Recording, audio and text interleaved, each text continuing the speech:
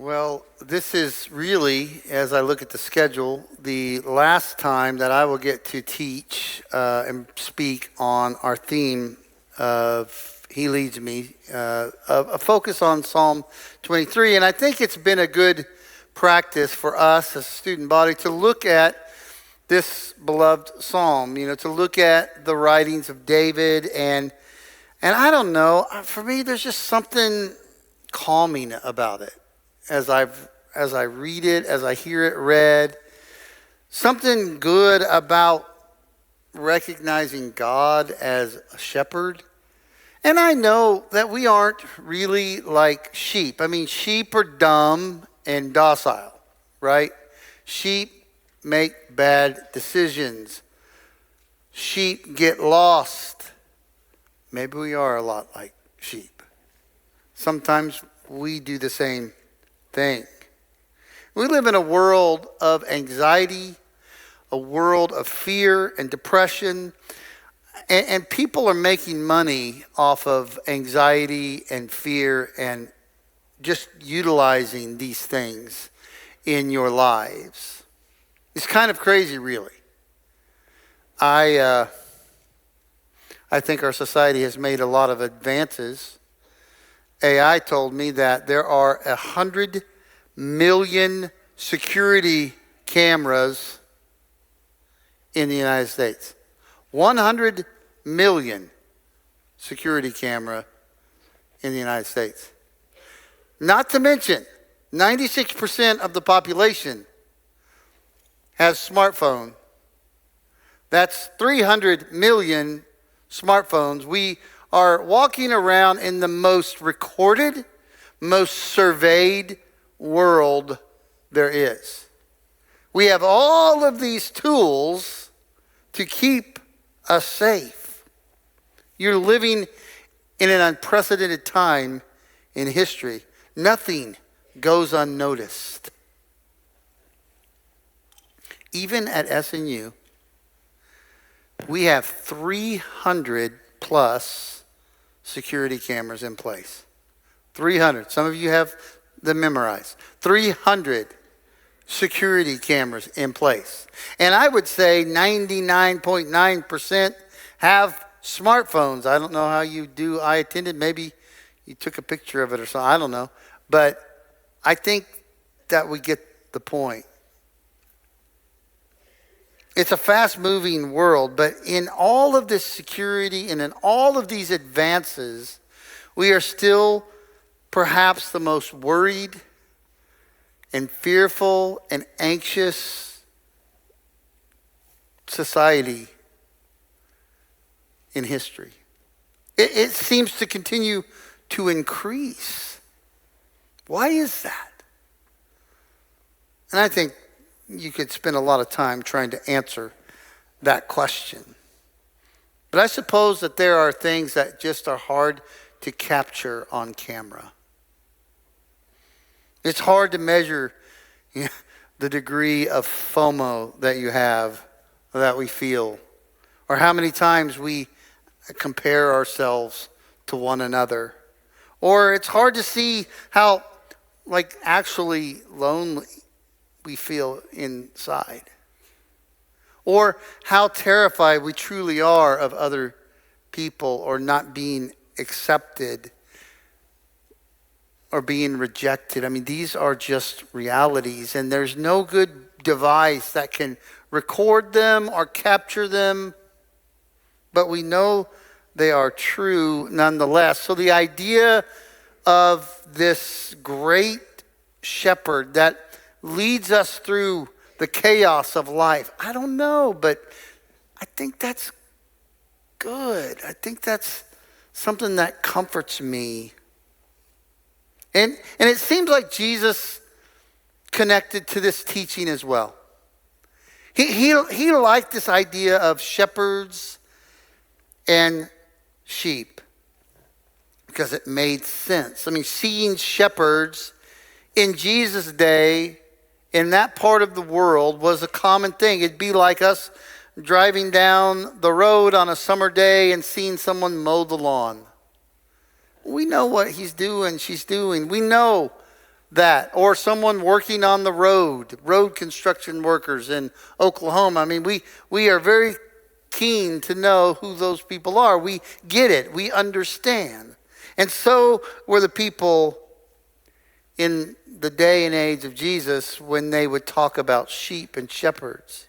It was something they would see every day. They just saw this as a common practice. So Jesus tells everyone that can listen to him that he is the good shepherd. He is the good shepherd. And everyone that's sitting in the room listening to this immediately thinks of Psalm 23 because they had it memorized. They knew the words of David. And so when Jesus says, I am the good shepherd, they're going, well, the Lord is my shepherd. Here's what Jesus says, John chapter 10, beginning with verse 11. John chapter 10, beginning with verse 11. He says, I am the good shepherd. The good shepherd lays down his life for the sheep. The hired hand is not the shepherd and does not own the sheep. So when he sees the wolf coming, he abandons the sheep and runs away. Then the wolf attacks the flock and scatters it. And the man runs away because he is a hired hand. He cares nothing for the sheep. Now, Jesus says a lot in these passages, but I think one of the things that he seems to be saying is there are some bad shepherds out there. There's a good shepherd, and there's a bad shepherd, and there's some bad ones. They're just fake. They promise to take care of you, but when things get tough or things get challenging, they immediately run and hide. And though they were supposed to nurture you, they leave you vulnerable. All of the cameras in the world that see you but don't really see you. All of the followers who like your post and pictures but wouldn't spend 1 second defending you or protecting you, or advocating for you. All of the so-called friends that know you, but they don't really know you. So many false leaders, and they're leading us down wrong paths. Paths of comfort, paths of materialism, paths of lust and greed, paths of self-medication and dependency, paths of gossip and gluttony, stuff that doesn't last. Guys, don't trust these leaders. They are leading you down wrong paths. They don't care about you. They promise big things, temporary pleasure, but they really don't have your good in mind. But Jesus, he's an owner. He's invested. These are his sheep. He would lay down his life for his sheep. And he knew what he was going to do. He knew what laid ahead for him. Jesus says it again in verse 14. I am the good shepherd. You know there are bad ones.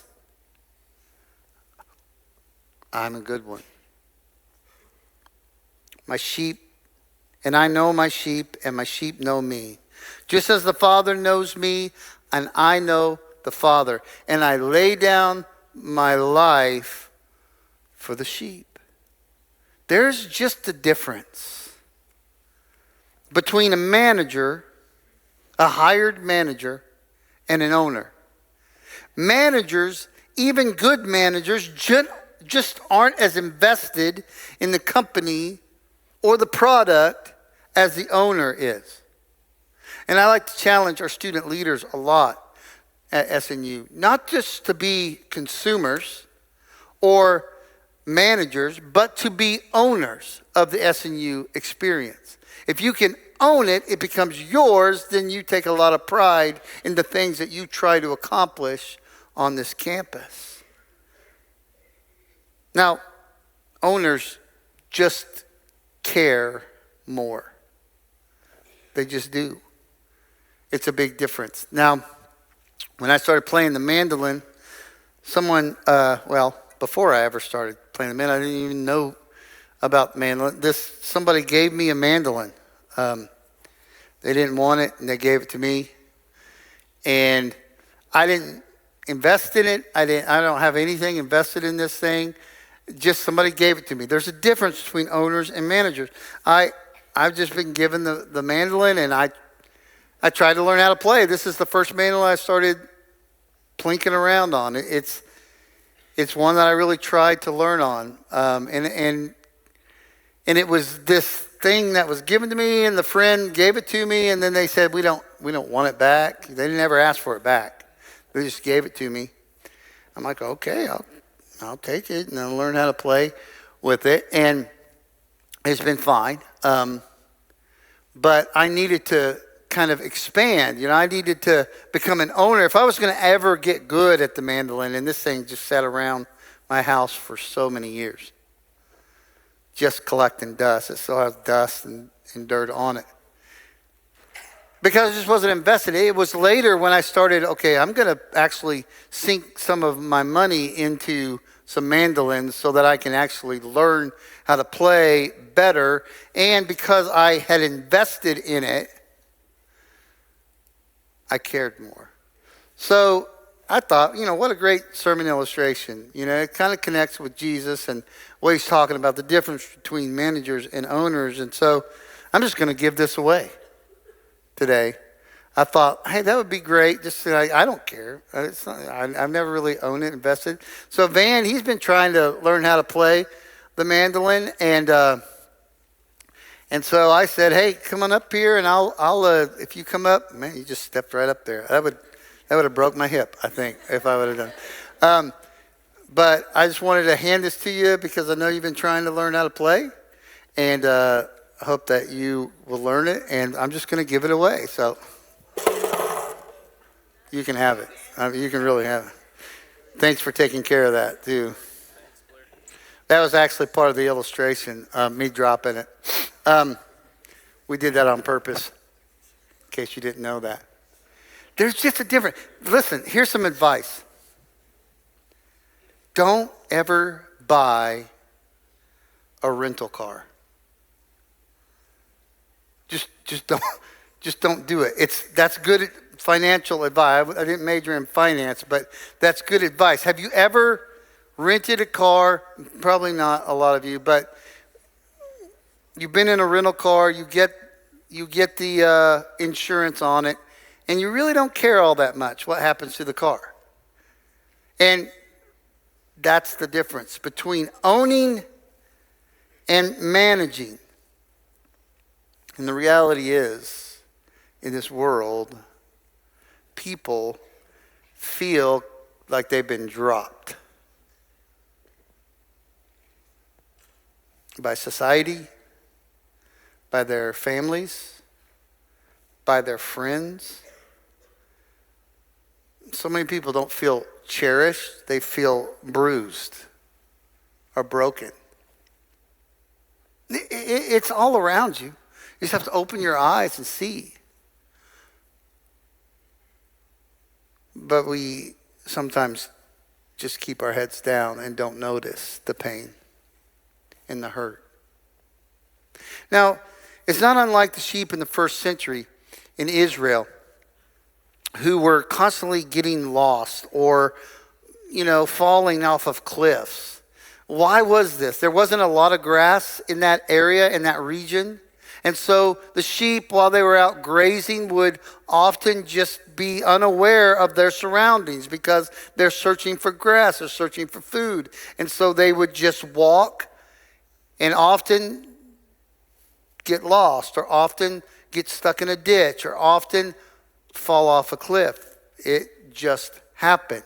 That's why they needed so desperately to have a good shepherd.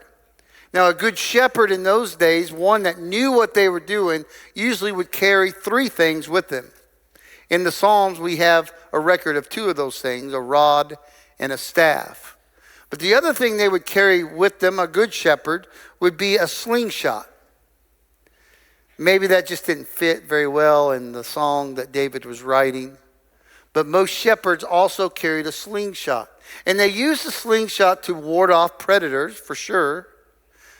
And they would also use it, and they were such good shots with it, that when a sheep was wandering a little too far from the flock, or getting too close to danger, or getting away from where they were supposed to be, they would throw a rock, and it would land right in front of the sheep, and the sheep would know that they would stop and turn around and go back to the flock. And I think, at least if I know us, that many of us need to pay attention to the signs that are right in front of us. The rocks that God puts in our path that says, hey, you might want to turn around and pay attention to the good shepherd. You might not want to keep going down this road because where you're headed is no place good. Some of you know exactly what I'm talking about. Whatever the reason was, maybe it's because your family just didn't care and let you go down that path. Maybe it's just the choices that you made. But perhaps you need to open your eyes and realize that not everything in this world is designed for your well-being or your flourishing or your good. And if you're not careful, you get yourself in a mess that you never imagined you would be in. A good shepherd also carried a rod, which was really a smaller like bat that he would use to beat off animals or robbers, which they would just smash robbers and they would keep them away from them. And they happened all the time. This happened all the time in those days. And he'd also carry the crook, the staff. In Psalm 23, you hear the staff. The staff was used to protect the sheep and to bring them back and to hold them down when needed. In essence, God, the shepherd, is being declared by Jesus as someone he is unified with. Jesus declares himself as being unified with the Lord, the one that David talked about all those years ago in Psalm 23. He is saying to anyone who will listen, you can know God by knowing me. And in that knowing, you can have the most abundant, the most flourishing, the most exciting, the most peaceful, joyful kind of life. I am convinced of that truth. I'm convinced of it. That there is no better life to live on this earth than one that follows Jesus and knows him fully and intimately, that knows him as the good shepherd, that trusts in the fact that he is who he says he is. And here's the deal. I know the world is chaotic. It seems that way. Everything's moving so fast, satellites and cameras everywhere. It's like everything is important. But I wonder, if everything is important, then maybe nothing's important. And if everything matters, maybe nothing matters. I think something has to matter most. And that's why I'm drawn to the simplicity of the Good Shepherd. The simplicity of Jesus. You know, there's not one time in Scripture where Jesus is recorded as running. Not one time. I'm sure he ran, but no one knows that he did. Because that's not how he wanted to be remembered. He walked through this world at a slow pace. He talked to people, looked them in the eyes. He cared about people. He fed people. He healed people. He loved people. Why? Because they were his. And he knew as he developed this unity with God that he would pay the ultimate price for his sheep, you and I.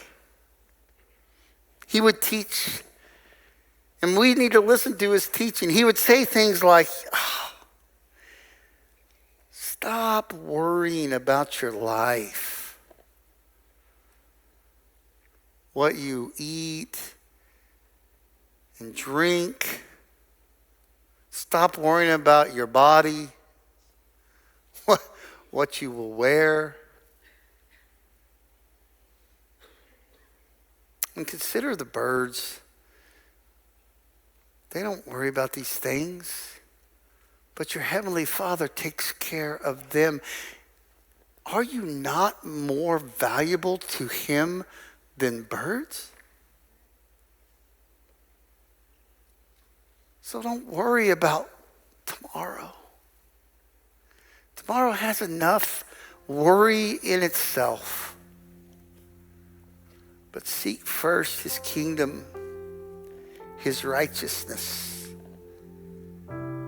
Follow the right path, the good shepherd. Who of you by worrying can add a single hour to your life? Now, maybe some of you have wandered off course. Maybe some of you don't even know that you have.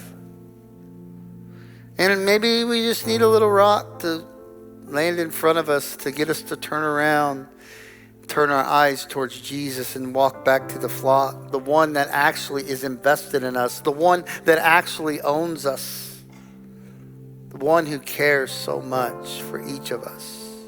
I had a youth pastor in high school who used to say, who do you belong to? He'd ask that question all the time. Who do you belong to?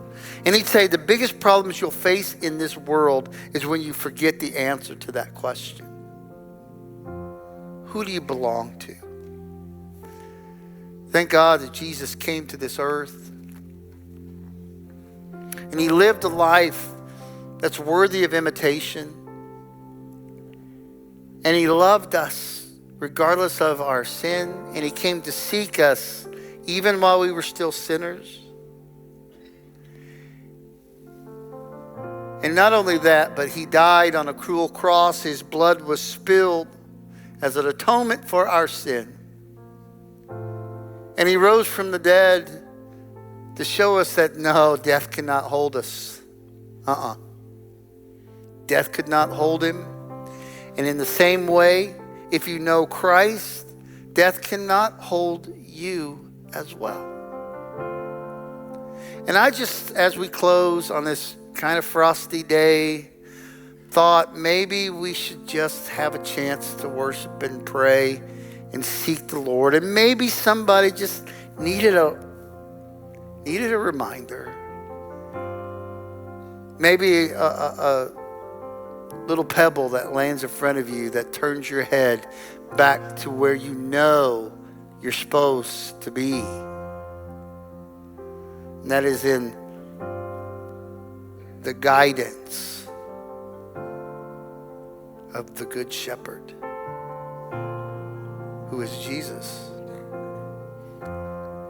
God, I pray, Lord, that today as we close in worship, that you would help us seek you. And if there's anyone that just needs to pray, needs to turn some things over to you, that needs to just come back, give them strength. Is there someone that just needs to kind of dedicate themselves to walking in these right paths, then give them the strength to do that. As we close, I invite you to stand. And as you stand, if you want to come to the altar and pray, feel free to come. If you want to stand and worship, that's fine. If you want to just sit down after we get started in worship, then do whatever you feel like, led, and then we'll close with a benediction here in a little bit. Let's pray now and worship.